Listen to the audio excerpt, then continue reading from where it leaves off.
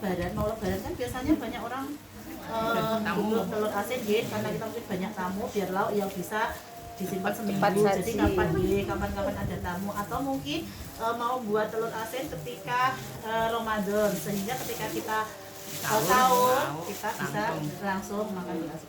Jadi telur asin yang kita buat ini, jadi ada beberapa teknik untuk membuat telur asin. Jadi ada yang tekniknya itu direndam pakai air asin saja ada. Intinya dia air asin itu akan masuk melalui pori-pori setelah dia digosok. Jadi ketika digosok itu memang akan membuka pori-pori.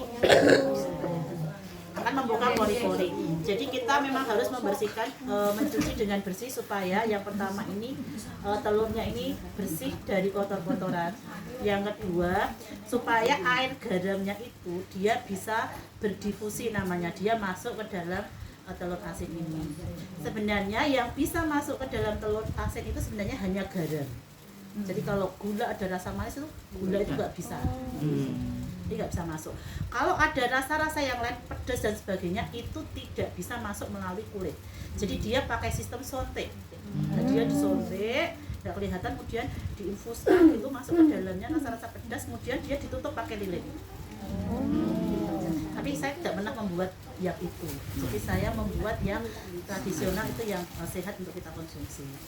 Jadi ini adalah telur asin.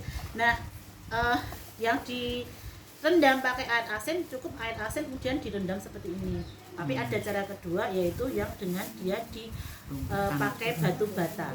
Yang pakai batu bata itu ada dua. Yang pertama teknik yang dia dikepel.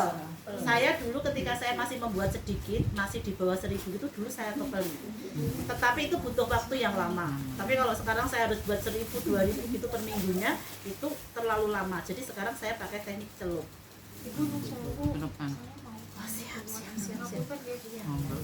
Kita ilmunya sudah sama kok. Saya udah berguru beliau ini soalnya saya duluan. Malah sudah mandiri Dari ya. beliau dulu, Iya. ilmunya dari beliau.